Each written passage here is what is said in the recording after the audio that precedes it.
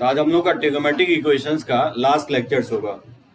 ठीक है, आज हम लोग वैसे इक्वेशंस देखेंगे जो सॉल्वेबल होगा भी और नहीं भी होगा, जिसको सॉल्व नहीं कर सकते हैं। जैसे दिव्यांश ने इक्वेशंस पूछा था, उस टाइप के क्वेश्चंस हम लोग देखेंगे। ठीक है, और हाइट एंड डिस्टेंस जो है ना, चैप्टर ऐसा है जिसमें कोई थ्योरी नहीं है, तो कोशिश करूंगा मैं आज कुछ क्वेश्चंस लेने की। एंगल ऑफ एलिवेशंस क्या होता है, एंगल ऑफ डिप्रेशंस क्या होता है, ये सब मैं बताने की कोशिश करूंगा। ठीक है रोहन, तो चलो देखो, मैं 6-7 टाइप पे था। बॉन्डनेस का मैं थ्योरी बता रहा था आपको। जैसे मैं मान लो इस इक्वेशंस को सिंप्लीफाई करना है, sin 3x plus cos 2x equal to -2। Boundedness हम लोग वहीं पे अप्लाई करते हैं जहां पे इक्वेशंस क्या होता है, सिंप्लीफाई नहीं कर सकते हो। जैसे मैं बोलूं कि इसको क्या सिंप्लीफाई करके x का वैल्यू निकाल सकते हो, तो बहुत डिफिकल्ट होगा निकालना, क्योंकि sin 3x का फॉर्मूला लगाओगे तो क्यूबिक चला जाएगा, और cos 2x का भी फॉर्मूला में स्क्वायर होता है। ठीक है ना, तो इसमें साइन होता है, वैसे तो इन टर्म्स ऑफ ये भी साइन होता है। हो सकता है फैक्टराइज अगर नहीं होता है क्यूबिक में आने के बाद तो फिर बनेगा ही नहीं, अगर फैक्टराइज हो जाता है तो बन जाएगा। तो क्या करेंगे, इस टाइप के क्वेश्चंस में आप बॉन्डनेस का कंडीशंस लगा सकते हो। तो देखो, इस दोनों का सम -2 के इक्वल है, तो बॉन्डनेस के कंडीशन से क्या आप कंसेप्ट अप्लाई कर सकते हो। कैसे बनाओगे इसको, मैं बोल रहा हूं कि साइन 3x का जो रेंज होता है वो -1 से 1 होता है। ठीक है ना, उसी तरह से cos 2x का रेंज भी क्या होता है, -1 से 1 होता है। अगर हम इसको ऐड कर देते हैं तो -2 से sin 3x plus cos 2x, -2 से 2 होगा। बात समझे, तो ये sin 3x plus cos 2x का सम बोल रहा है -2 के इक्वल है। ये तभी पॉसिबल होगा जब साइन और कॉस दोनों क्या हो, मिनिमम वैल्यू अचीव कर जाए। ये पॉसिबल तभी होगा जब sin 3x भी क्या हो जाए, -1 हो जाए, और at the same time cos 2x भी क्या हो जाए, -1 हो जाए। समझे ये, सो एंगल यहाँ पे डिफरेंट है। अगर एंगल सेम होता तो फिर मैं फोर्थ टाइप में आपको बताया था। हाँ एकदम लगा सकते हो, लेकिन Divyansh cos c plus cos d लगाने से क्या बेनिफिट होगा दिव्यांश, ये तुम बात सही कर रहे हो कि साइन को लिख देंगे cos 90 - 3x और cos c plus cos d का फॉर्मूला लगा देंगे। लेकिन मैं बताया हूं कि फॉर्मूला तभी आप लगा सकते हो जब राइट हैंड साइड 0 होना चाहिए। अगर राइट हैंड साइड 0 नहीं है तो फिर फॉर्मूला लगा के क्या करोगे आप, फैक्टराइज होगा ही नहीं। हाँ, अगर राइट हैंड साइड 0 होता तब आप cos c plus cos d apply करके सॉल्व कर लेते। लेकिन मान लो इस दोनों दो टर्म को अगर प्रोडक्ट में लेके चले गए तो फैक्टराइज तो होगा ही नहीं। ठीक है ना, तो ये तरीका तभी आप अप्लाई कर सकते थे सर, रेंज में फाइंड आउट करते समय ऐसे में कर सकते हैं। और रेंज जो है ना, हाँ एकदम कर सकते हैं। ठीक है ना, ये सम अगर -2 के इक्वल हो या 2 के इक्वल हो, दो ही के केस में कर सकते हैं।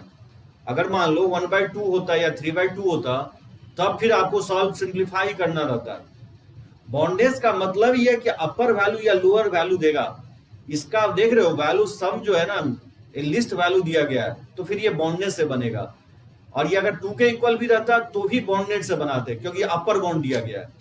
बॉन्डनेस का मतलब ये हो गया कि फंक्शंस का वैल्यू जो है ना, या तो लिस्ट वैल्यू दिया रहेगा या नहीं तो ग्रेटेस्ट वैल्यू दिया रहेगा। यहाँ पे अगर देखोगे तो लिस्ट वैल्यू दिया गया, तो बॉन्डनेस के कंसेप्ट से आप बनाएंगे। ठीक है दिव्यांश, तो ये पॉसिबल, ये होल्ड तभी करेगा जब sin 3x भी -1 हो जाए और cos 2x भी क्या हो जाए, -1 के इक्वल हो जाए। अब बस इसको क्या करना है, दोनों को सिंप्लीफाई करके, निखिल 4 के इक्वल होता ही नहीं तब नो सॉल्यूशन लिखते हैं।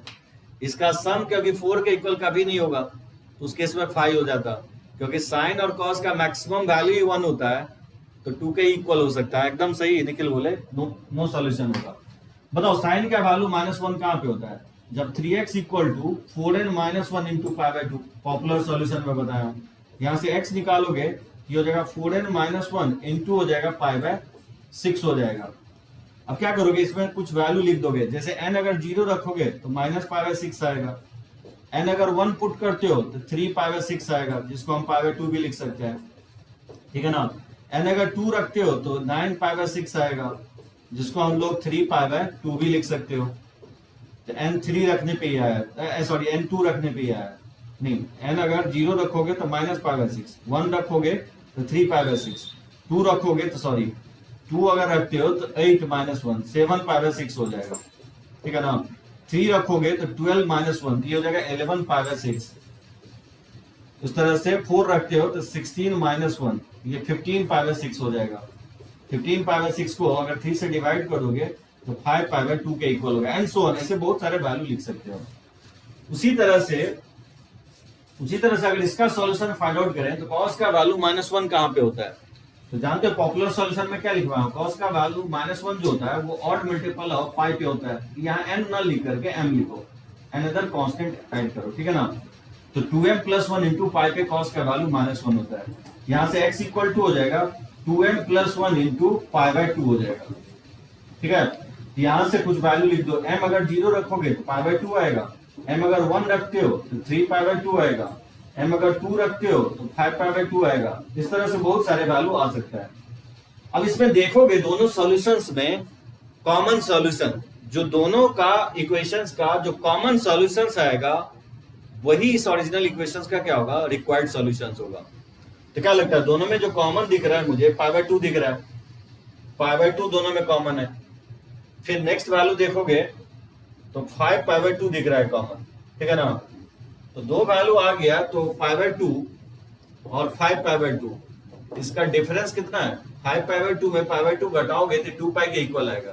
तो कहीं ना कहीं 5 पाई बाय 2 में 2 पाई ऐड करोगे तो 5 पाई बाय 2 में अगर 2 पाई ऐड करोगे तो ये वैल्यू कितना आएगा? 2 एलसीएम ले लें, ये हो जाएगा 4 पाई, 9 पाई बाय 2 होगा। इस तरह से एंड सो ऑन, ये एपी में ही आएगा, ठीक है ना। और फिर इसको जनरलाइज कर दोगे एपी के फॉर्मूले से, तो a plus k minus 1 into D, इसका जो फर्स्ट टर्म है पाई बाय 2 है, और प्लस k माइनस 1 और कॉमन डिफरेंस इसका 2 पाई है। इसको मल्टीप्लाई करेंगे तो पाई बाय 2 प्लस 2 पाई k और माइनस हो जाएगा 2 पाई। इसको लिख सकता है 2k पाई, और पाई बाय 2 में माइनस पाई बाय 2 घटाओगे, सॉरी पाई बाय 2 में माइनस 2 पाई घटाओगे तो -3 पाई बाय 2 आएगा, ठीक है, जहां k बिलोंग्स टू इंटीजर्स है। ये इसका सॉल्यूशंस होगा, रिक्वायर्ड सॉल्यूशंस। यानी ये वैल्यू k अगर 0 लेते हो, 1 लेते हो, 2 लेते हो, 3 लेते हो, इसमें पुट करते जाओगे, और ये वैल्यू जब इसमें पुट करोगे लेफ्ट हैंड साइड तो इसका सम ऑलवेज क्या आएगा? -2 के इक्वल आएगा। क्लियर है सभी को? इसमें मुझे लगता है इसमें कोई डाउट होना चाहिए आपको। दोनों का कुछ वैल्यू लिख के, जो कॉमन वैल्यू होगा उसको लिख के और उसको जनरलाइज कर दोगे एपी के फॉर्मूले से, nth टर्म के फॉर्मूले से। जैसे देखो सेकंड क्वेश्चन, जैसे solve under root of 3 sin 5x minus cos square x minus 3 equal to 1 minus sin x।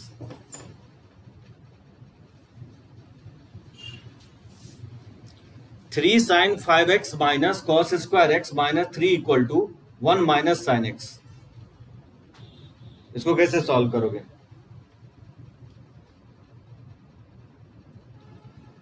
तो ऑब्वियसली इसमें क्या करोगे? सबसे पहले रूट हटाओगे,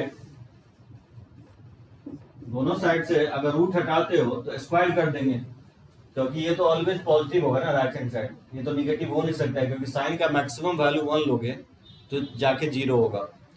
एनीवे मैक्सिमम वैल्यू जब 1 लेंगे साइन का तो 0 होगा, कभी भी निगेटिव नहीं होगा। वैसे भी रूट कभी निगेटिव नहीं होता है, ठीक है ना। तो दोनों तरफ स्क्वायर कर दोगे। हाँ, अगर ये निगेटिव रहता तो फिर स्क्वायर नहीं करते, फिर गलत हो जाता, ठीक है ना। तो स्क्वायर करोगे क्या होगा? 3 sin 5x और minus cos square x minus 3 equal to लिख सकता हूँ 1 माइनस sin x का होल स्क्वायर। इस तरह से लिखा जा सकता है। इसको लिख सकता हूँ 3 sin 5x और माइनस हो जाएगा cos square x minus 3 equal to हो जाएगा 1 माइनस 2 sin x और प्लस हो जाएगा sin स्क्वायर x, ठीक है ना। इस cos स्क्वायर को राइट साइड लेके चले जाए तो 2 sin 5x और ये माइनस 3 इक्वल टू हो जाएगा 1 माइनस 2 sin x, और इस राइट साइड ले जाओगे तो cos square plus sin square क्या हो जाएगा? +1 हो जाएगा, ठीक है। इसको लिख सकता हूँ 3 sin 5x और प्लस इसको लेफ्ट साइड ले आता हूं तो 2 sin x इक्वल टू क्या होगा? और 3 + 2 ये क्या हो जाएगा? 5 के इक्वल हो जाएगा। यहां तक समझ में आया सभी को? टाइप करो एक बार। इस प्रोसेस में कई प्रॉब्लम?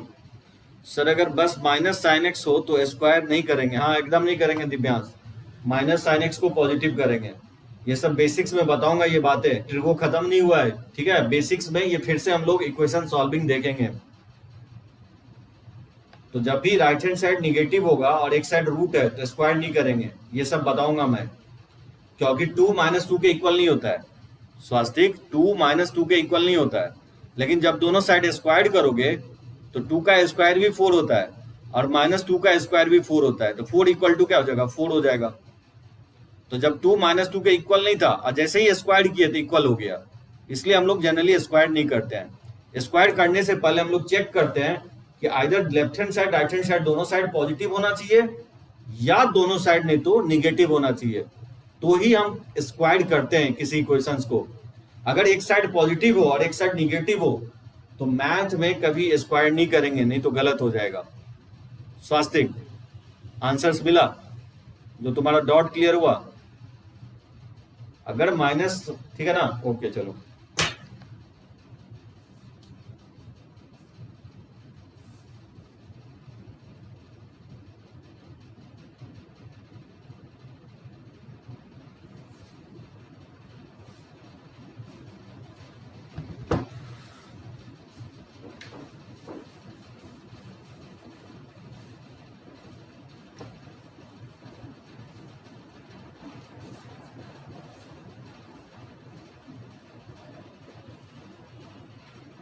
देखो बाउंड्रीज का यहां से आप लिख सकते हो, क्या लिखोगे यहां से कि मैंने ये इक्वेशंस ये मैंने फाइंड आउट कर लिया। ये इक्वेशंस आ गया 3 साइन ऑफ 5x और plus 2 sine x equal to 5।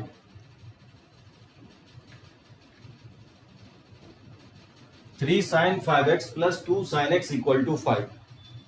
क्या लगता है यहां से क्या कंडीशन लगाओगे? ये तो सॉल्व होने से रहा, सिंप्लीफाई तो होगा नहीं, क्योंकि एंगल यहाँ 5x है और यहाँ एंगल x है। कौन जजमेंट देगा कि साइन 5x का वैल्यू क्या होना चाहिए और साइन x का वैल्यू क्या होना चाहिए? तो यहाँ पे आप बॉन्डनेस का कंडीशंस लगाओगे। तो मैं बोल रहा हूं कि इसका सम जो है 5 के इक्वल एक ही केस में हो सकता है। ये तभी पॉसिबल होगा जब साइन 5x भी मैक्सिमम हो जाए और at the same time sine का वैल्यू भी क्या हो जाए, साइन x का भी वैल्यू मैक्सिमम हो जाए, 1 के इक्वल हो जाए। ठीक है निखिल, देख रहे हो हाँ बॉन्डनेस का कैसे कंडीशन अप्लाई कर रहे हैं। तो साइन 5x अगर 1 हो जाए तो फर्स्ट टर्म 3 के इक्वल हो जाएगा, और इस साइन x का भी वैल्यू अगर मैक्सिमम 1 हो जाए तो ये सेकेंड टर्म 2 के इक्वल हो जाएगा, तो 3 प्लस 2 क्या हो जाएगा, 5 हो जाएगा। यानी इस दोनों इक्वेशंस के जो कॉमन सॉल्यूशन आएगा निखिल, दोनों इक्वेशंस के जो कॉमन सॉल्यूशंस आएगा इसी इस इक्वेशन का क्या होगा, सॉल्यूशंस होगा। तो अब हम फाइंड आउट करेंगे कॉमन सॉल्यूशंस। देखो कैसे हम फाइंड आउट करते हैं कॉमन सॉल्यूशन। तो साइन का वैल्यू 1 कहाँ होता है, जहां 5x क्या होना चाहिए, 4n प्लस 1 इंटू π/2 होना चाहिए। यहां से x निकालोगे ये हो जाएगा 4n प्लस 1 इंटू π/10 हो जाएगा, ठीक है। और यहां से हो जाएगा 4m प्लस 1 इंटू π/2। अब यहां से देख सकते हो कुछ वैल्यू अगर हम इसका लिख दें तो n अगर 0 रखोगे तो π/10 आएगा, n अगर 1 रखोगे तो 5 π/10 आएगा, जिसको हम π/2 भी लिख सकते हैं। n अगर 2 रखोगे तो 9 π/10 आएगा, ठीक है ना, 9 π/10 होगा। 3 रखोगे तो 13 π/10 आएगा। उसी तरह से 3 रखेंगे, 4 रखोगे तो 15 π/10 आएगा, जिसको हम ऑब्वियसली 5 π/2 भी लिख सकते हैं। 5 से डिवाइड करोगे तो 3 π/2 भी लिख सकते हो, ठीक है, एंड सो ऑन, इस तरह से वैल्यू लिखोगे। इसमें अगर हम m का वैल्यू 0 रखेंगे तो π/2 आएगा, अगर 1 रखते हैं तो 5 π/2 आएगा, इस तरह से, ठीक है। 2 रखेंगे तो 2 रखेंगे तो 9 π/2 आएगा। इस तरह से बहुत सारे वैल्यू लिख सकते हो। क्या लगता है इसमें कॉमन वैल्यू क्या आएगा? और कुछ एक वैल्यू इसमें लिख दूं, मान लो इसमें 2 रखे हैं तो 9 π/10 आया, ठीक है। 3 रखे हैं तो 13 4 रखे हैं तो 6, 4 रखोगे 3 रखोगे तो 13 π/10 आया।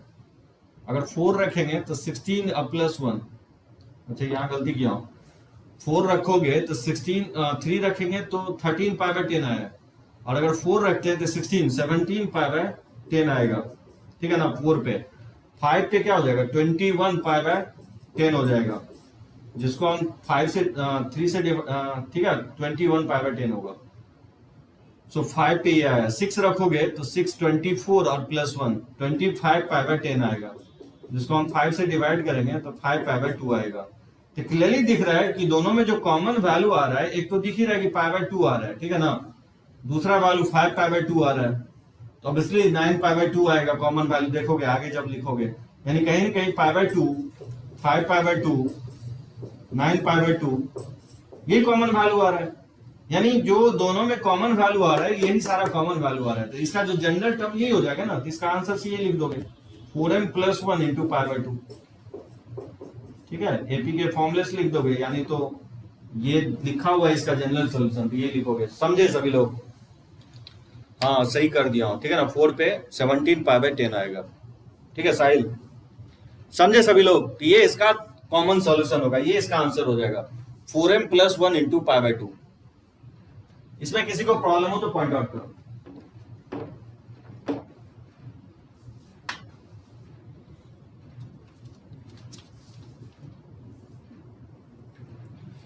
देखो एक से ज्यादा वेरिएबल भी समटाइम्स पुट अप करता है, जैसे मान लो इस टाइप का क्वेश्चंस रख दूं, solve for real x and y, जैसे क्वेश्चन देगा cot square of x plus y plus tan square of x plus y, ठीक है, plus y square plus 2y minus 1 = 0।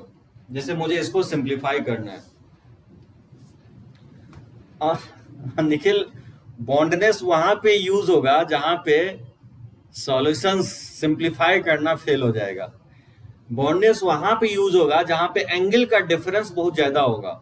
जैसे यहां देख सकते हो, यहाँ एंगल 5x है, यहाँ x है, बहुत एब्सर्ड एंगल लिखेगा आपको, कहीं 3x लिख देगा, कहीं पे 7x लिख देगा एंगल, तो वो सिंप्लीफाई होगा ही नहीं। और जो इक्वेशंस इम्पॉसिबल टू सिंप्लीफाई लगे, समझो वहां पे बॉन्डनेस का ही कंडीशंस लगेगा, ठीक है निखिल, जहां पे किसी इक्वेशंस को सॉल्व किया ना जा सके वहां पे बॉन्डनेस का कंडीशंस लगाओगे, और वो हिंट ये होगा कि एंगल जो है ना बहुत एब्सर्ड वे में लिखा रहेगा, 5x x, 6x 2x, 3x 2x, इस टाइप से डिफरेंट एंगल लिख रहा मिलेगा। जैसे यहाँ पे देखो दो वेरिएबल, एक इक्वेशन है, दो वेरिएबल है, तो बॉन्डनेस का ही कंडीशंस लगना है। बहुत सारे क्वेश्चंस आगे चल के 12th में हम देखोगे कि 3 वेरिएबल लेगा और एक ही इक्वेशन दिया रहेगा, तो 3 वेरिएबल हो और एक ही इक्वेशन दिया रहे तो समझो बॉन्डनेस से ही बनेगा। जैसे यहाँ पे दे रहा हूँ एक इक्वेशन है, 2 वेरिएबल है, तो देखो कैसे हम इसको बनाते हैं। देखो इसको लिख सकता हूँ cot of x plus Y minus tan of x plus Y का होल स्क्वायर, और plus 2 cot of x plus y into हो जाएगा tan of x plus y, और plus y square plus 2y minus 1 = 0। मैंने क्या किया, ठीक है ना, तो a square plus b square को मैं लिख दिया हूं a माइनस b का होल स्क्वायर और प्लस 2ab, ठीक है ना, और y स्क्वायर और प्लस 2y और माइनस 1, ये तो एज इट इज है, समझे पहला स्टेप।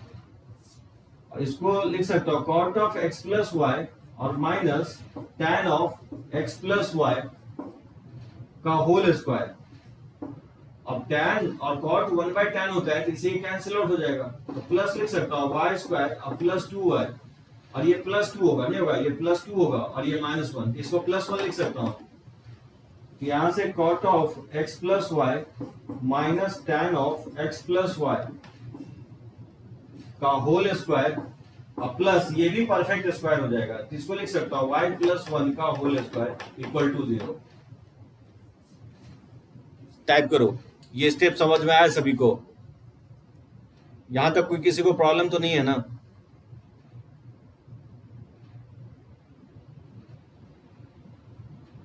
ठीक है, अब देखो अब पढ़े हो गए कि दो परफेक्ट, इस कंसेप्ट का यूज करेंगे कि अगर a square plus B square अगर 0 के इक्वल है, दो परफेक्ट स्क्वायर का सम अगर 0 है, ये तभी पॉसिबल होगा जब a भी 0 हो जाएगा और b भी क्या होगा, 0 होगा।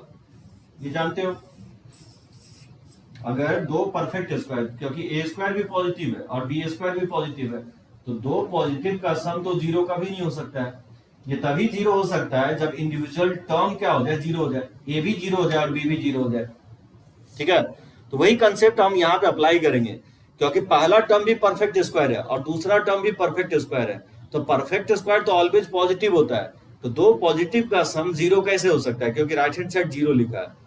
ये एक ही केस में पॉसिबल हो सकता है जब इंडिविजुअल टर्म क्या हो जाए, जीरो हो जाए।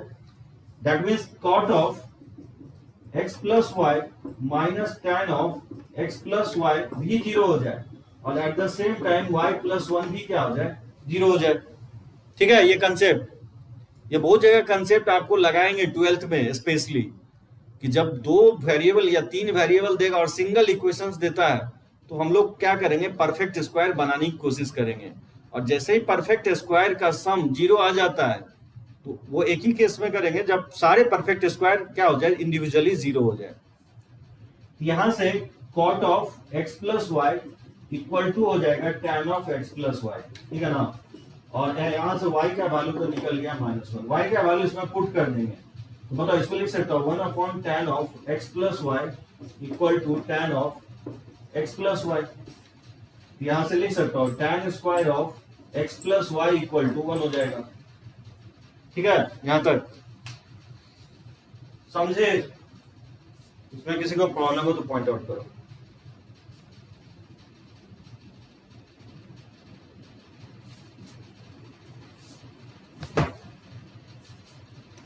हाँ, क्वाड्रेटिक में और 12th में बहुत जगह देखोगे, स्पेशली कैलकुलस में आप।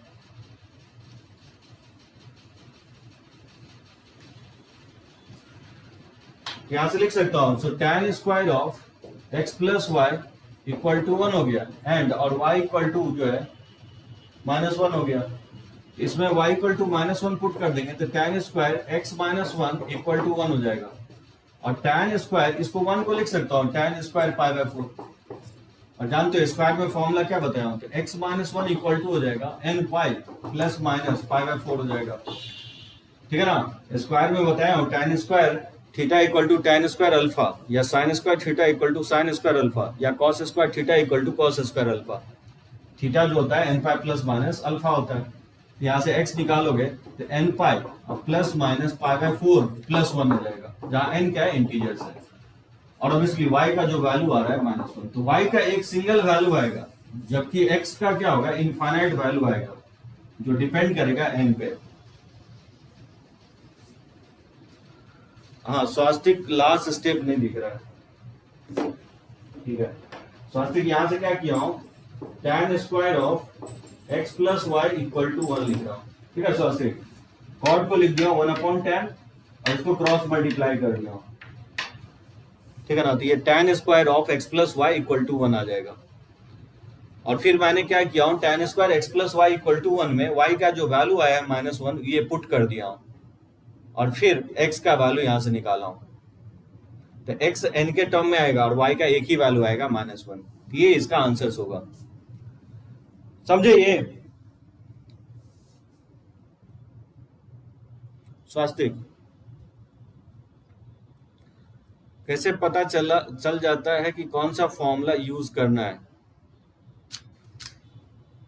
निखिल जो है ना, नहीं चेक नहीं करना होगा, क्योंकि इसमें चेक करने की जरूरत नहीं है, क्योंकि π/4 आ रहा है और +1 आ रहा है, तो कभी भी +1 जो होगा ऐड करोगे तो π/2 के मल्टीपल आएगा ही नहीं। ठीक है स्वास्तिक, तो जो x का वैल्यू है कभी भी π/2 के मल्टीपल कभी नहीं आएगा, तो चेक करने की जरूरत नहीं है, क्योंकि n अगर 0 रखोगे तो हमेशा π/4 में 1 ऐड करके आएगा। अब π/4 में अगर 1 ऐड करोगे, उसके साथ कुछ भी तुम ऐड करो पाई के मल्टीपल, तो कभी भी π/2 के मल्टीपल आएगा ही नहीं। निखिल ये फर्स्ट टाइम देख रहे हो ना, इसलिए थोड़ा सा अटपटा लग रहा होगा, लेकिन जब 12th में जाओगे ना, 12th में इस टाइप के बहुत सारे क्वेश्चंस आप कैलकुलस में देखोगे। हाँ, 11th में तो फॉर्मूला तो इसमें बहुत कम था। स्क्वायर के लिए तो मैं एक ही फॉर्मूला दिया हूं आपको, n pi plus minus alpha. Square को ब्रेक नहीं करना है, धीरे धीरे प्रैक्टिस करोगे आ जाएगा। ठीक है, ये सब आपको एक्सट्रीम हो गया, इससे डिफिकल्ट क्वेश्चंस आपको नहीं देगा। एकदम ट्रिगोमेट्री जो है ना प्रैक्टिस करने से आता है। बहुत सारे फॉर्मूलेज हम लोग यूज करते हैं, वो फॉर्मूला प्रैक्टिस से ही आएगा निखिल, क्योंकि ये आपका एंड हो गया। एक दो पार्ट है जिसमें जो इक्वेशन सॉल्वेबल, जैसे ये भी इक्वेशन सॉल्व नहीं हो रहा है क्योंकि यहाँ पे आकर के हम बॉन्डनेस का कंडीशंस लगा रहे हैं। पाई बाय 4 + 1 कौन सा एंगल है? रेडियन है भाई। पाई बाय 4 + 1 रेडियन एंगल है। पाई बाय 4 का वैल्यू पुट कर दोगे, पाई बाय 4 जो होगा 3.14/4 और +1, ये 4 से डिवाइड करोगे 0.78 + 1 1.78 आएगा, ठीक है ना, 1.78। जबकि पाई बाय 2 का जो वैल्यू होता है वो 3.14/2 होता है। ये वैल्यू फाइंड आउट करोगे 1.57 आएगा। पाई बाय 2 अप्रोक्सीमेटली 1.57 के आसपास आता है रेडियन में, ठीक है। ये 1.78 आएगा अगर आप n का वैल्यू 0 रखते हो तो पाई बाय 2 के मल्टीपल कभी नहीं आएगा, ठीक है ना। तो चलो इसको टिक ले लेता हूं। तो सॉरी, इधर तो मैं ड्रॉप कर ही सकता हूँ, इधर नोट कर चुके हैं।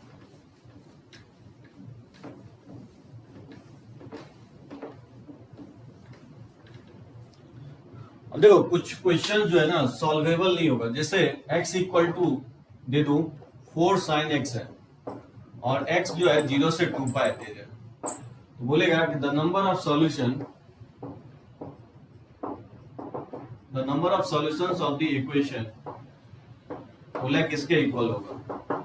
2 के इक्वल होगा, कि 3 के इक्वल होगा, कि 1 के इक्वल होगा, कि नन ऑफ दिस होगा।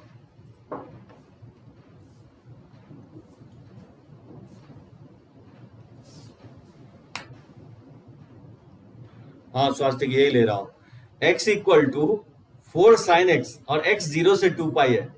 जनरली स्वास्थ्य इस टाइप के क्वेश्चन जो है ना हम लोग 12th में करेंगे, ये 11th के डीपीपी में आ गया है। फिर भी मैं बता रहा हूं आपको, स्टेट लाइन में जाओगे या आपको बेसिक्स में जाओगे तो इस टाइप के क्वेश्चंस हम लोग देखेंगे। बेसिक स्पेशली 12th का बेसिक, 11th का बेसिक, 11th का बेसिक में भी बताते हैं, थोड़ा बहुत हम लोग क्वाड्रेटिक में भी बताते हैं। जैसे x = 4 sin x और x दे रहा है 0 से 2 पाई, तो बोल रहा है कि number of equations, sorry number of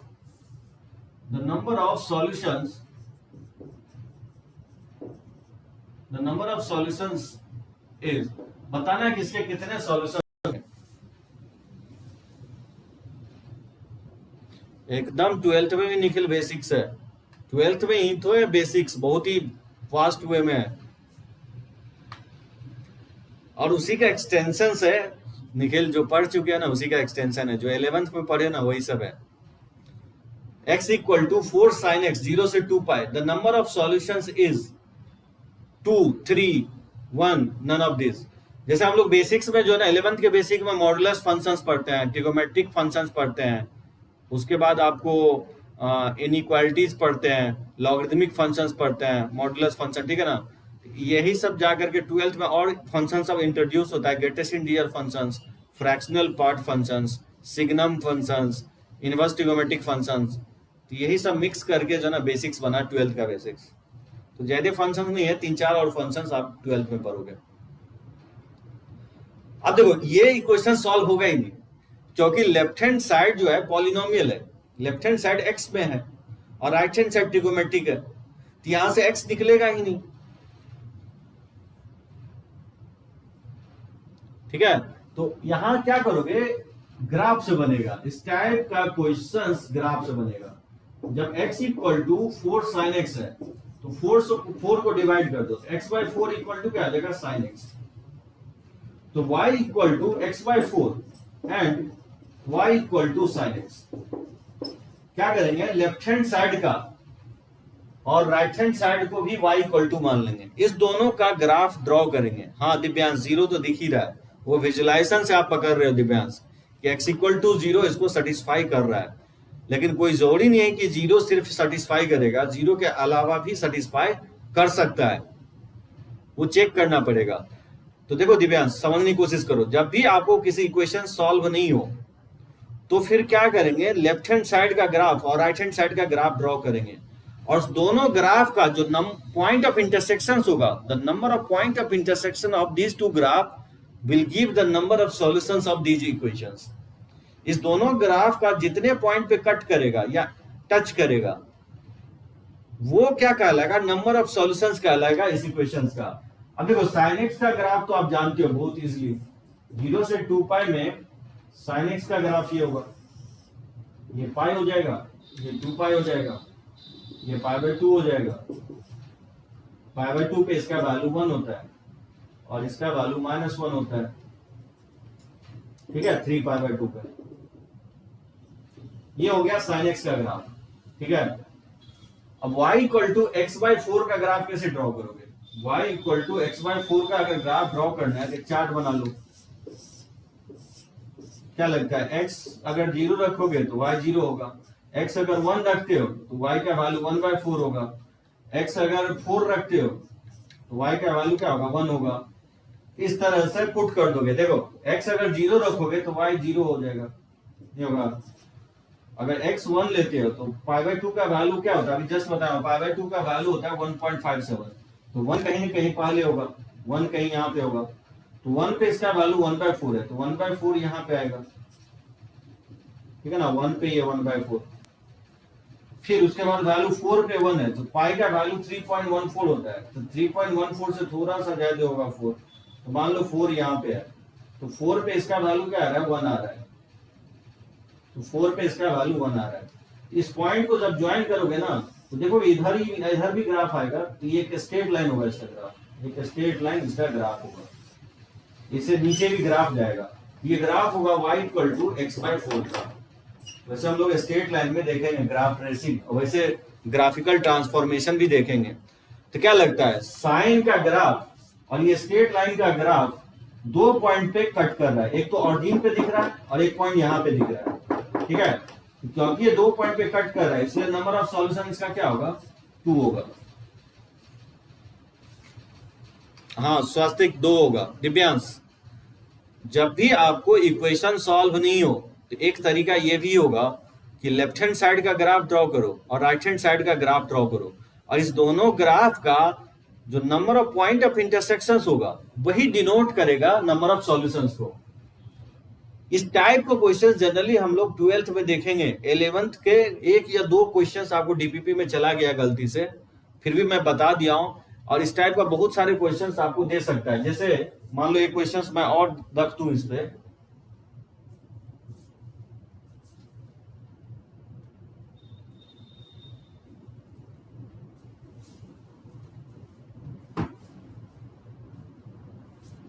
straight line होगा, ये कैसे पता करें, y equal to M X plus C, y equal to M X plus C straight line होता है, ठीक है ना।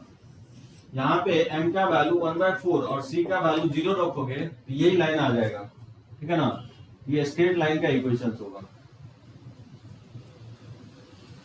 ठीक है Divyansh. y equal to M X plus C straight line का इक्वेशन होता है। अब यहाँ अलग बात है कि m का वैल्यू स्लोप 1/4 है। हाँ एकदम देखेंगे, स्ट्रेट लाइन देखेंगे, ठीक है ना, बहुत ही अच्छा चैप्टर है कोऑर्डिनेट ज्योमेट्री।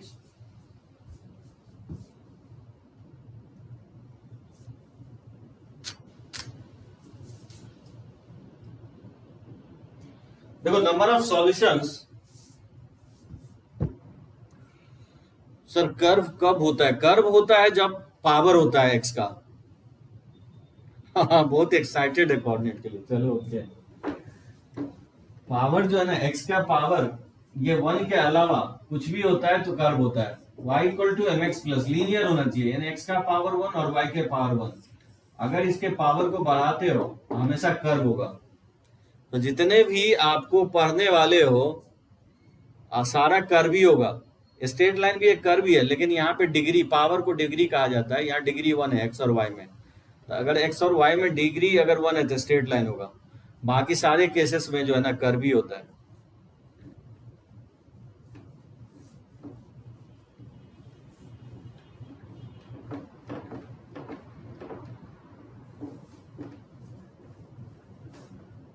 अच्छा एक और लेता हूं, बताओ इसका क्या होगा।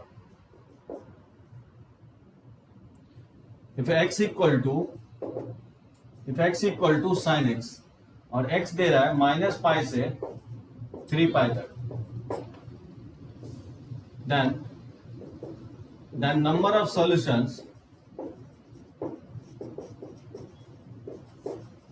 solutions of या x by 10 दे देता हूं, ठीक है ना, x by 10, then number of solutions of a by b equation is, जैसे a ऑप्शंस में 2 दे देता हूं, b में 3 दे देता हूं, c में 5 दे देता हूं, d में नॉन दे देता हूं, रिपीट कर देता हूं, ठीक है ना।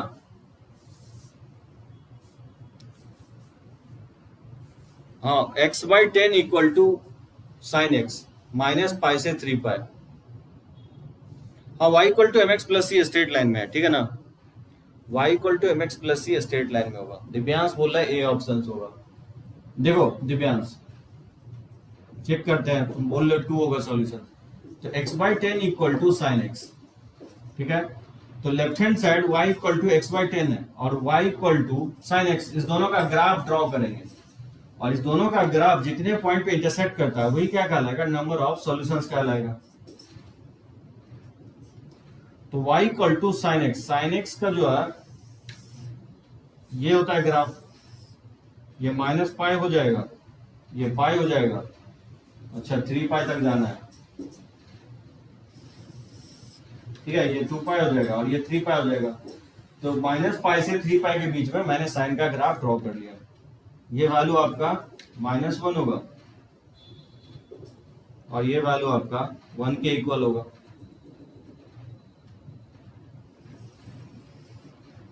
ठीक है ना, ये वैल्यू आपका मैक्सिमम वैल्यू 1 होगा। अब जानते हो पाई बाय 2 पे इसका वैल्यू साइन का वैल्यू 1 होता है और 3 पाई बाय 2 पे इसका वैल्यू -1 होता है, फिर अगेन 5 पाई बाय 2 पे इसका वैल्यू साइन का वैल्यू 1 होता है। ये साइन x का ग्राफ हो गया, ठीक है। अब cos x का अगर प्लॉट करना हो तो देखो, पहले x by 10 का प्लॉट करना हो तो कैसे प्लॉट करेंगे, y equal to x by 10, जैसे x और y है, y equal to x by 10 है, तो बताओ x अगर 0 पुट करेंगे तो y 0 होगा। x अगर मान लो यहाँ पाई बाय 2 पुट करो, तो पाई बाय 2 अगर पुट करोगे, इसमें पाई बाय 2 पुट करोगे तो ये पाई बाय 20 हो जाएगा, नहीं होगा। और उसी तरह से अगर 5 पाई बाय 2 पुट करेंगे, अगर 5 पाई बाय 2 इसमें पुट करोगे तो 5 पाई बाय 20 आएगा, नहीं आएगा। तो सब्स्टिट्यूट करोगे तो देखो पाई बाय 20 बहुत ही छोटा है, तो पाई बाय 2 पे पाई बाय 20 ये होगा, यहाँ पे कहीं पे पॉइंट आएगा, पाई बाय 20 काफी छोटा होगा। 5 पाई बाय 2 पे इसका value again 5 pi by 20 3.14 put करोगे, 5 से मल्टीप्लाई करोगे तो 15 पॉइंट समथिंग आएगा और 15/20 ये भी पॉइंट में ही आएगा, ठीक है ना, तो यहां से पास करेगा। और अगर माइनस पाई बाय 2 पुट करते हो, अगर माइनस पाई बाय 2 पुट करें तो क्या आएगा, माइनस पाई बाय 2 पुट करोगे तो ये माइनस पाई बाय 20 पुट करने पे इसमें ऑब्वियसली ये भी 1 से छोटा ही है, तो ऑब्वियसली 1 से छोटा है तो इधर ही वैल्यू आएगा। इस सबको ज्वाइन करोगे ना, इस सबको जब ज्वाइन करोगे तो ये लाइन आएगा,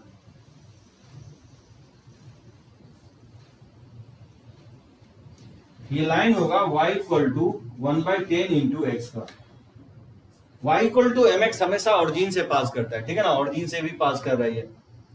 तो दोनों ग्राफ कितना पॉइंट पे इंटरसेक्ट कर रहा है, एक तो यहां कर रहा है, एक ऑरिजिन पे कर रहा है 2, एक यहां कर रहा है 3, एक यहां कर रहा है 4 और एक यहां कर रहा है 5।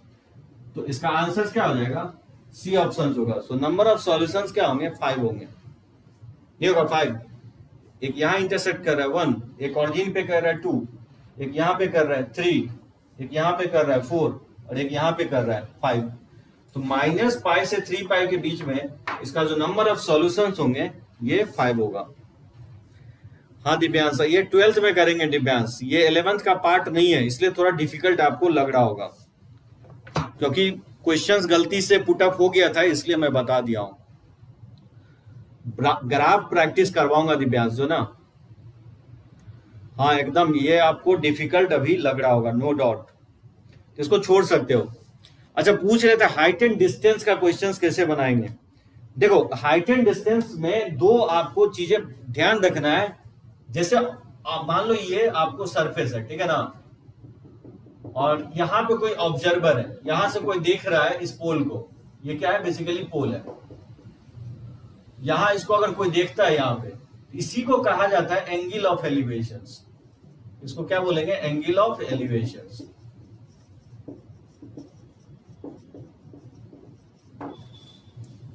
मतलब जब आप ऊपर देखते हो ना, तो हॉरिजॉन्टल से जो ऊपर देख रहे हो, ये जो एंगल बनाएगा वो एंगल ऑफ एलिवेशंस होगा। ठीक है स्वास्तिक, समझे, एंगल ऑफ एलिवेशन। और फिर हॉरिजॉन्टल से अगर नीचे की तरफ आप देखते हो, अगर मान लो कि नीचे की तरफ आप देखते हो, इसको बोलते हैं, जैसे मान लो कि ऊपर हम लोग खड़े हैं, जैसे एक पोल पे खड़े हैं, यहां पे हम पोल पे खड़े हैं,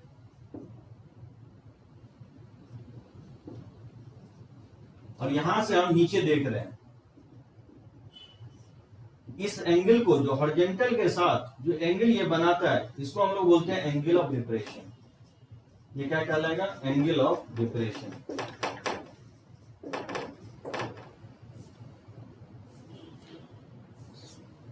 समझ में आया स्वास्तिक? एंगल ऑफ एलिवेशन होता है ऑब्वियसली जब आप किसी चीजों को ऊपर देखते हो ना, तो हॉरिजॉन्टल के साथ जो आंख जितना एंगल बनाता है वो एंगल ऑफ एलिवेशन कहलाता है।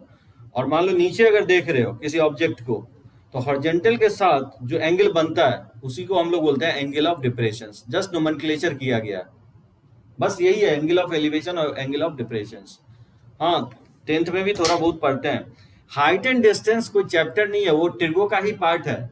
आप तो जानते हो, बता दिया, साइन थीटा जो होता है परपेंडिकुलर अपॉन बेस होता है, उसी सॉरी परपेंडिकुलर अपॉन हाइपोटेनस होता है, ठीक है ना, साइन थीटा।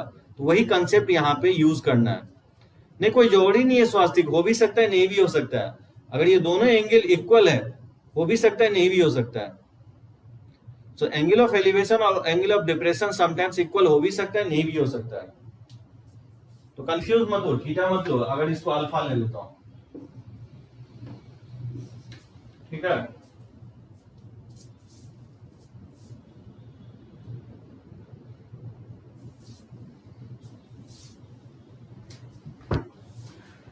बस थियरी यही है। अब देखो क्वेश्चंस मैं हाइट एंड डिस्टेंस कर लेता हूं। हाइट एंड डिस्टेंस बना लोगे, क्योंकि एक क्वेश्चन जो ना हाइट एंड डिस्टेंस से मेंस पे रहता ही रहता है, और आपके बोर्ड में भी जाए हाइट एंड डिस्टेंस का क्वेश्चन आपको किसी सिन्हा में मिलेगा।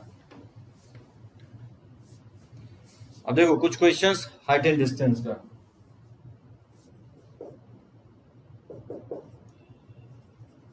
जैसे from a light house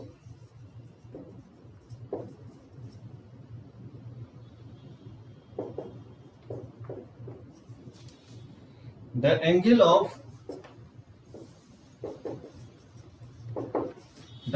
of depressions of two ships on opposite side of the lighthouse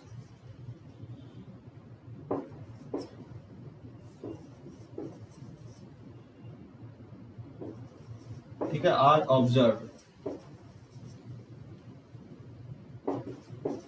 to be 30 degree and 45 degree.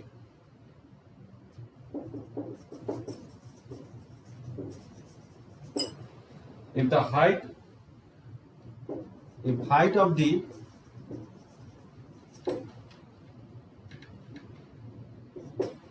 of the lighthouse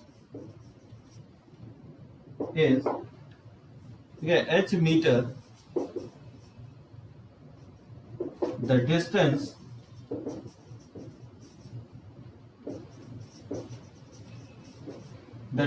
between the ships is, मैं options भी put up कर रहा हूं। मान लो ए ऑप्शन में दे रहा है √3 + 1 into h meter, B option में दे रहा है √3 - 1 इंटू h मीटर, ठीक है। सी ऑप्शन में दे रहा है √3 h मीटर, और डी ऑप्शन में दे रहा है 1+1/√3, ठीक है, इंटू एच मीटर।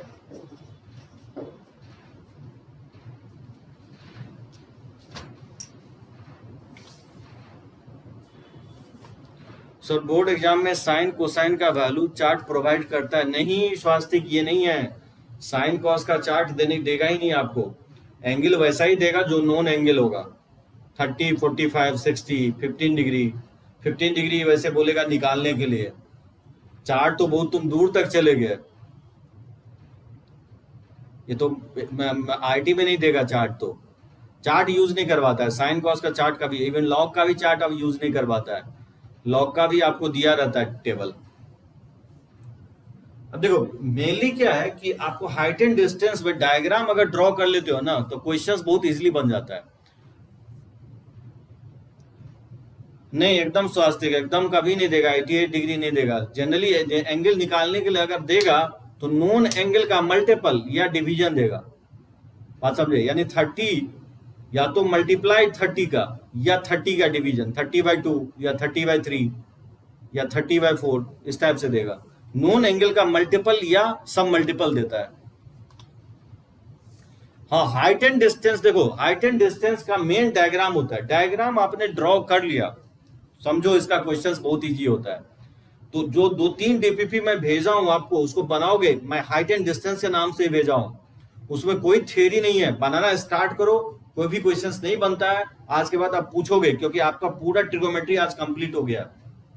जैसे from a lighthouse of the angle of depression of the two ships on the opposite side of the lighthouse are observe to be 30 degree and 45 degree. ठीक है, तो देखो क्या कह रहा है कि फ्रॉम द लाइट हाउस, कोई भी एक लाइट हाउस है, जैसे मान लो ये सरफेस है, एक लाइट हाउस हो गया, मतलब लैंप पोस्ट हो गया। यहाँ पे जो है ना लाइट लगा हुआ है, यहाँ पे कोई आदमी ऑब्जर्वर यहाँ पे है। यहां से क्या देख रहा है कि angle of depression of two ships on the opposite side. यहाँ पे 2 शिप्स है, एक शिप इधर है, ठीक है, और एक शिप यहाँ पे है।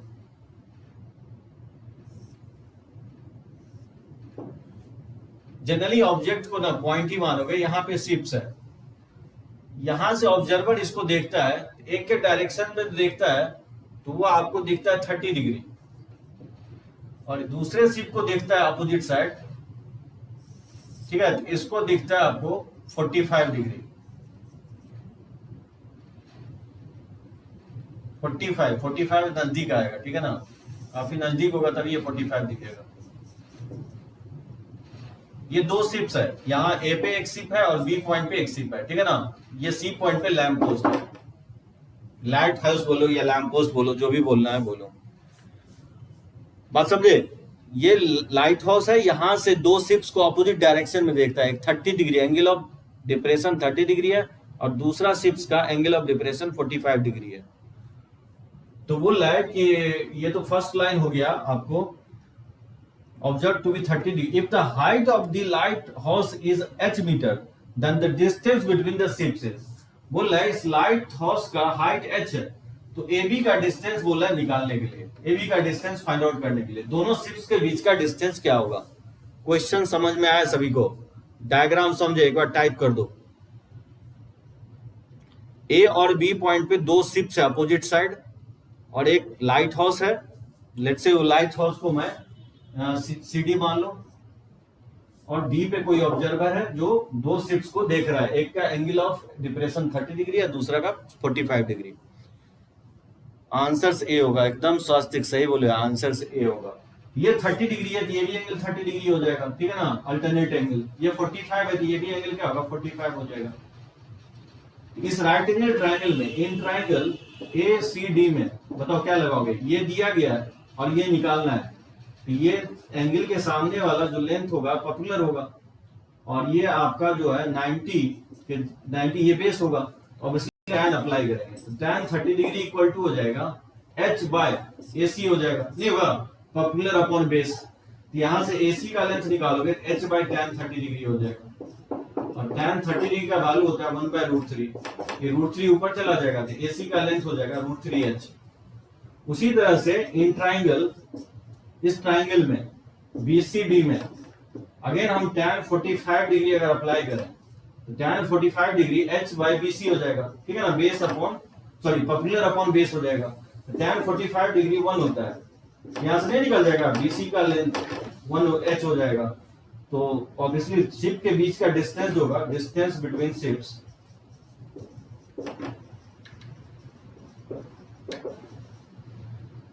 तो शिप्स के बीच का जो डिस्टेंस होगा ये होगा AC प्लस BC हो जाएगा।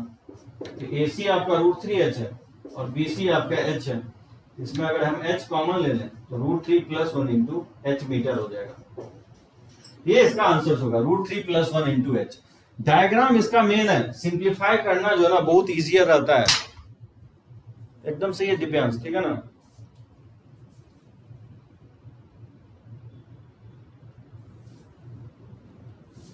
फोर मार्क्स का जेई मेंस में क्वेश्चंस रहता है, आपको देता है हाइट एंड डिस्टेंस से।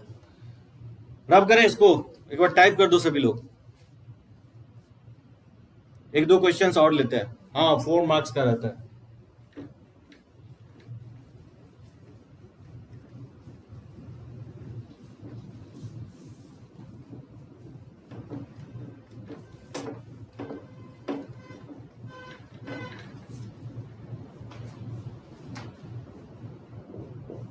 जैसे इसको बनाओ, क्या होगा, if the angle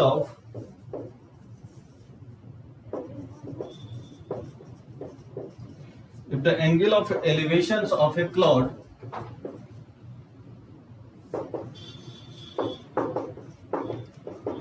from a point 200 metre,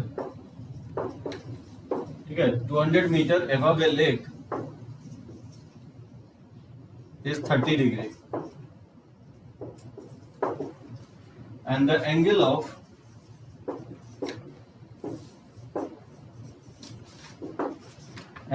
of depression of its reflection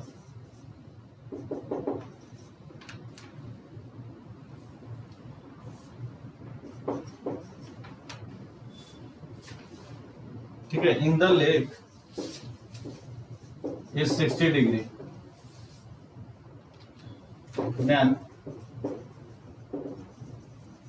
then height of the cloud above the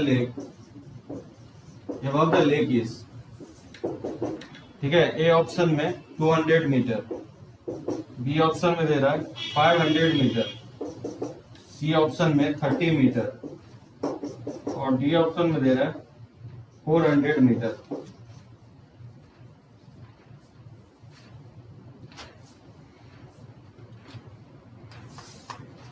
ये साहिल एवरी ईयर चेंज होता है जो ना, पेपर पे डिपेंड करता है। ये थोड़ी बोर्ड का एग्जाम है कि 40% कर लिए तो हो जाएगा, ये रिलेटिव होता है, डिपेंड करता है कि उस साल कितने अच्छे स्टूडेंट बैठ रहे हैं और पेपर का लेवल डिपेंड नहीं करता है, लेकिन किस टाइप का स्टूडेंट बैठ रहा है उस पे होता है, कट ऑफ ऊपर और नीचे जाता है, नंबर ऑफ क्वेश्चंस पे भी डिपेंड करता है। जनरली देखा गया है कि 25 में कट ऑफ जो है ना 110, 120, 130 इस तरह से वैरी करता है एवरी ईयर। 99 भी जाता है, 100 से कम भी कट ऑफ गया। If the angle of elevation of a cloud from a point 200 meter above the lake is 30 degree and the angle of depression of its reflection in the lake is 60 degree, then the height of the cloud above the lake is, Divyansh बोल रहा है सी।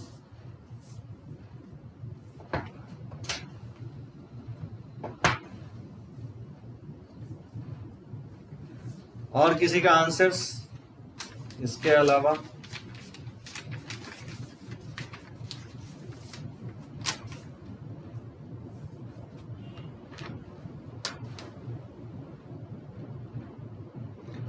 Diagram सही से बनाओ, diagram अगर बना दिए तो फिर समझो बन जाएगा। 300 मीटर तो किसी ऑप्शंस में नहीं लिखा हूं दिव्यांश। जैसे देखो डायग्राम पहले मैं ड्रॉ करता हूं, जैसे मान लो ये लेक है, ठीक है ना, ये लेक है और यहाँ पे क्लाउड है, यहाँ क्लाउड है जिसका हाइट निकालना है, मैं मान लेता हूँ h। तो बोला if angle of elevation of cloud from a point above the lake is 30 degree. Lake से एबव, मान लो यहाँ ऑब्जर्वर है, यहां से ये देख रहा है क्लाउड को 30 डिग्री इंक्लाइन, ठीक है। और इसका जो ऑब्वियसली इसका जो क्या बनेगा, रिफ्लेक्शंस होगा, N angle of depression of its reflections in the lake is 60 degree, ठीक है। इसका रिफ्लेक्शंस मान लेता हूं नीचे है, यहां पे इसका रिफ्लेक्शन जो है ना ये 60 डिग्री बन रहा है, ठीक है। तो बोल रहा है कि ये h निकालना है, h क्या होगा, ठीक है ना।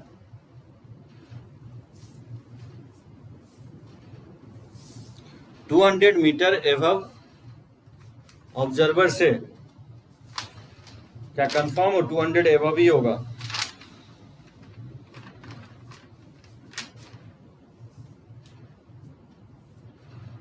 If the angle of elevations of a cloud from a point 200 meter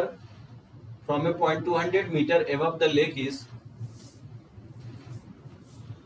200 meter above the lake है, angle of elevations of a cloud from a point 200 meter above the lake, ये diagram ही गलत बनाया हूं मैं, लेक से 200 metre ऊपर है यार, ये 200 मीटर ऊपर है, ये 200 मीटर है और मान लो ये क्लाउड है। तो यहाँ जो है एंगल ऑफ एलिवेशन, यानी ये एंगल जो है ना ये आपको दिया गया 30 डिग्री और इसका एंगल ऑफ डिप्रेशन, ये एंगल जो है ना 60 डिग्री है, ये एंगल आपका 60 डिग्री है। तो हाइट निकालना है, तो मान लेता हूं इस पॉइंट को A मान लेता हूं, इसको B मान लेता हूं, लेट्स से इस पॉइंट को मैं C मान लेता हूं, लेट्स से इस पॉइंट को मैं D मान लेता हूं, इस पॉइंट को मैं E मान लेता हूं, ठीक है ना। अब डायग्राम सही होगा, समझे। क्वेश्चंस कह रहा है कि angle of elevation of a cloud from a point 200 meter above the lake is 30 degree. तो 200 मीटर एबव द लेक किसी क्लाउड का, क्लाउड यहाँ डी पॉइंट पे मानना हो, इसका एलिवेशन 30 डिग्री है और मान लेता हूं इस क्लाउड जहां डी है उसका जो इमेज है वो यहाँ बन रहा है, ठीक है ना। इस पॉइंट को मान लेता हूँ ई, इसको एफ मान लेता हूँ, इसका इमेज एफ पे है और इसका डिप्रेशन जो है वहां से 60 डिग्री दिया गया, angle of depression of its reflection in the lake is 60 degree. तो बोला height of the lake above the height of the cloud above the lake चाहिए, यानी सीडी का लेंथ मान लेते हो, यहाँ पे सीडी जो लेंथ है ना यही एच है, यही मुझे फाइंड आउट करना है, ठीक है। तो बताओ क्या होगा, डी ई का लेंथ क्या होगा, अगर डी का लेंथ निकालना चाहते, ये लेंथ अगर फाइंड आउट करना चाहते, टोटल एच में से 200 माइनस कर देंगे तो एच माइनस 200 हो जाएगा। ये सभी को समझ में आया, डी का लेंथ। और इस राइट एंगल ट्राइंगल में इस लेंथ को मैं x मान लेता हूँ, या बी कोई दिक्कत नहीं, बी है, यहां से देख सकते हो बी का लेंथ जो है ना बेसिकली AC के लेंथ के इक्वल होगा। बी का लेंथ निकाल सकते हो इस राइट एंगल ट्राइंगल में, इन ट्राइंगल बी ई और डी का, इसमें आप अप्लाई कर दो tan 30 डिग्री इक्वल टू लिख सकता हूं ये जो होगा डी अपॉन बी हो जाएगा, tan 30 डिग्री 1/√3 होता है और डी का लेंथ क्या है, h माइनस 200 है, अपॉन हो जाएगा b, यहां से आप b का लेंथ फाइंड आउट कर सकते हो, b लेंथ हो जाएगा h माइनस 200 इंटू √3 हो जाएगा, ठीक है, b का लेंथ।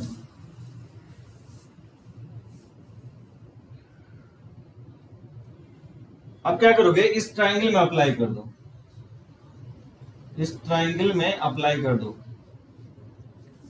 ये पॉइंट मैं एफ मान लिया।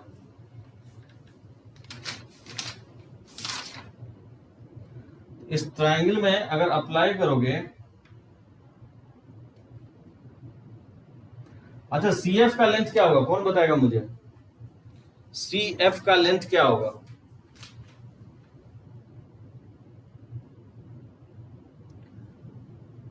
CF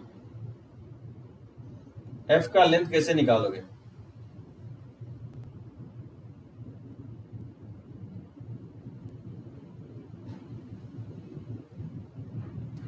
अगर ये टोटल लेंथ h लेते हो तो ये भी लेंथ क्या होगा, h ही होगा ना, नहीं होगा,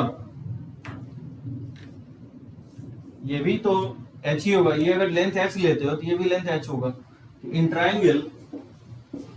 ट्राइंगल बी ई एफ में अगर अप्लाई करते हो tan 60 डिग्री, तो tan 60 डिग्री इक्वल टू क्या लिखेंगे, ये लेंथ हो जाएगा ई एफ और अपॉन हो जाएगा, ठीक है, बी, और ई एफ का लेंथ क्या होगा, ई एफ का लेंथ होगा h प्लस 200 हो जाएगा, नहीं होगा, अपॉन बी, और tan 60 डिग्री √3 होता है, तो √3 इक्वल टू हो जाएगा h प्लस 200 अपॉन हो जाएगा बी, ठीक है। बी का लेंथ पुट कर दोगे, बी का लेंथ हम निकाल चुके हैं, तो h प्लस 200 अपॉन, और बी का लेंथ क्या है, h माइनस 200 इंटू हो जाएगा √3, समझे।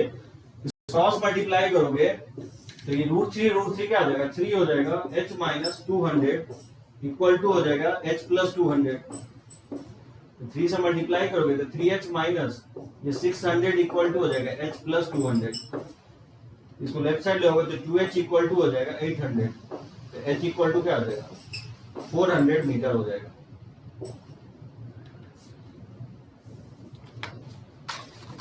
तो इसका आंसर डी होगा, 400 मीटर होगा। डायग्राम इंपॉर्टेंट है यार। सोचने वाली बात ये था, जो सीडी, जो क्लॉड का लेंथ अबव द लेक लिए है h, वही तो रिफ्लेक्शंस का भी लेंथ होगा ना, जो सी एफ का लेंथ होगा वो भी h ही होगा। और फिर दो राइट एंगल ट्राइंगल में हम tan अप्लाई कर दिया। मेन इसमें ये है कि जितना राइट एंगल ट्राइंगल ढूंढना हो, और उस ढूंढ करके या तो पाइथागोरस लगाओ या साइन कॉस tan लगाओ, उससे क्या होगा, जनरेट होते जाएगा रिलेशन, और उससे आप फाइंड आउट कर सकते हो। समझ में आया सभी को?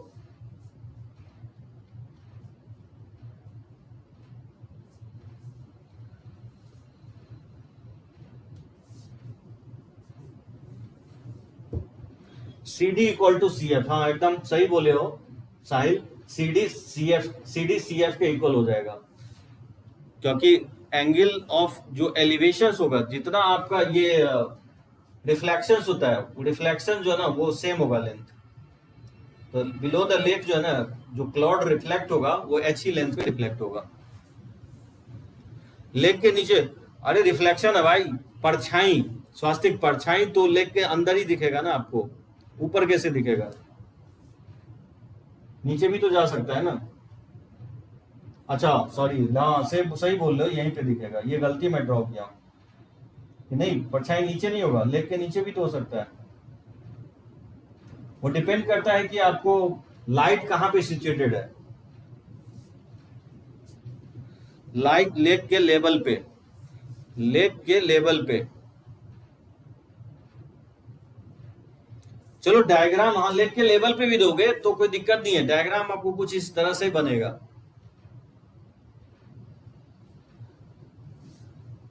कोई दिक्कत नहीं है, स्वास्थ्य का आंसर पे कोई फर्क नहीं पड़ेगा, ठीक है ना, 400 ही आएगा। लेग के, अगर लेग पे भी इमेज लेते हो तो आंसर इसका 400 ही आएगा, ठीक है ना।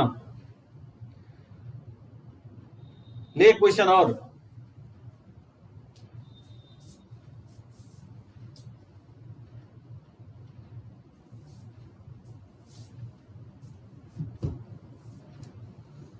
हाँ वाटर जस्ट लाइक मिरर होता है, अंदर भी बनता है भाई, परछाई अंदर भी बन सकता है ना, जहां पे सरफेस होगा वहां पे भी तो बन सकता है।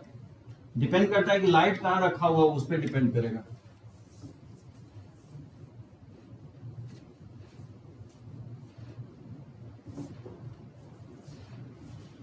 अच्छा इसका बताओ,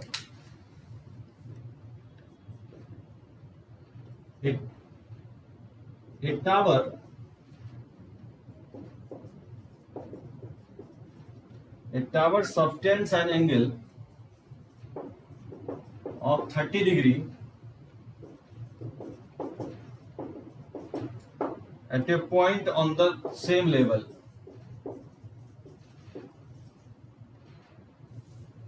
as its force.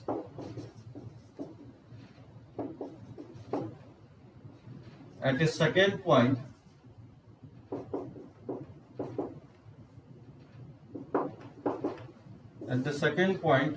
h meter, above the first.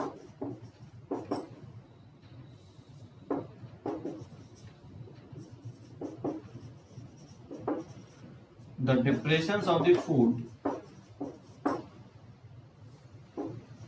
of the tower is 60 degree. The height of the tower पूछ रहा है क्या होगा? The height of the tower in meters बोल रहा है किसके इक्वल होगा? इसमें 4 ऑप्शन भी दे रहा हूँ. h/2 होगा, ये √3h होगा, कि h/3 हो जाएगा, कि h/√3 होगा.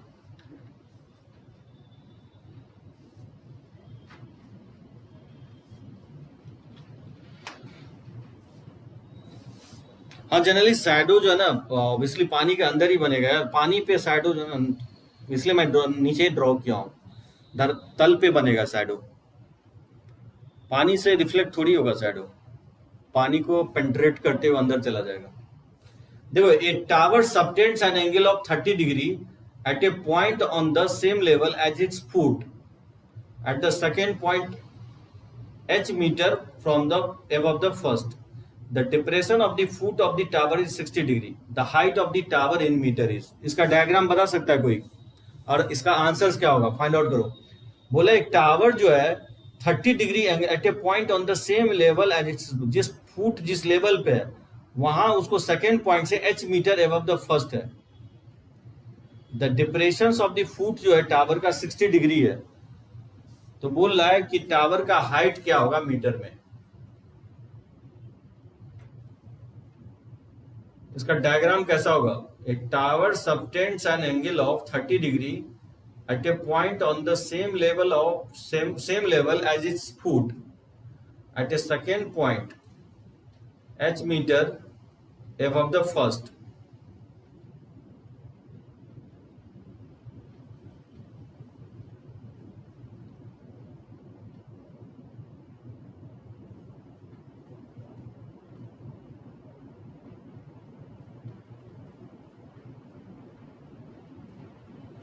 इस लाइन का मतलब क्या होगा? A tower subtends an angle of 30 degree at a point on the same level as its foot at the second point h meter above the first. The depression of the foot of the tower is 60 degree. The height of the tower in meter is.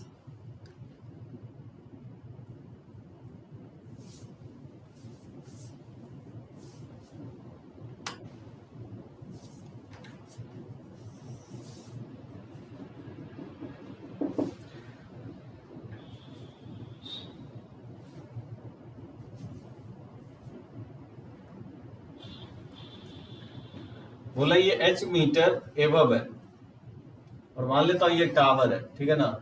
Tower का height कम होगा ना. मान लेता हूं ये h metre है, ये tower, ठीक है. इसको मैं टावर मान लेता हूं, AB को टावर मान लेता हूं. तो बोल रहा है कि ए tower subtends angle of 30 degree at a point on the same level as its foot at the second point h meter above the first.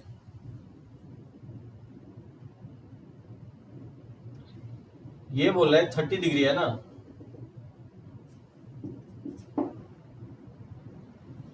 The depressions of the foot of the tower is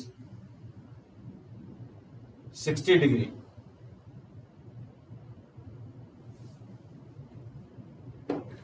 कैसा होगा diagram और क्या होगा इसका answers?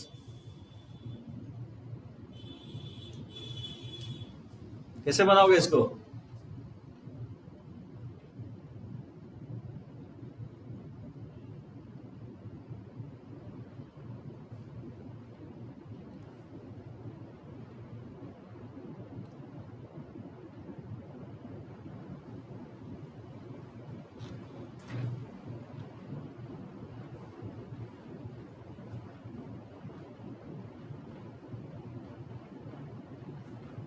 Diagram कैसा होगा इसका? हाँ दिव्यांश, आंसर तो सही है. इसका आंसर सी ऑप्शन ही होगा. डायग्राम कैसे बनाया हो? हैंड रेज करो दिव्यांश, हैंड रेज करो।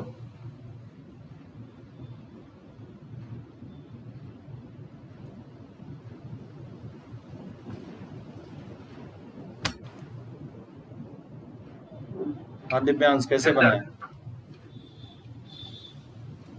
सर जहाँ पे हम्म,